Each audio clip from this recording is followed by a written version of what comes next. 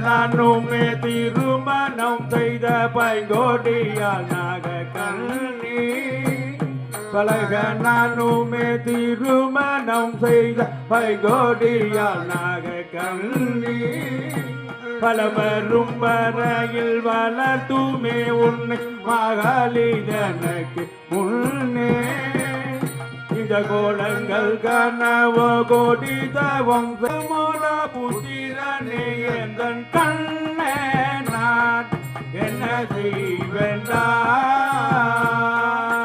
அட கட்டாணி முத்தே மரகதமே எந்த கண்ணே நான் என்ன செய்வேண்டா.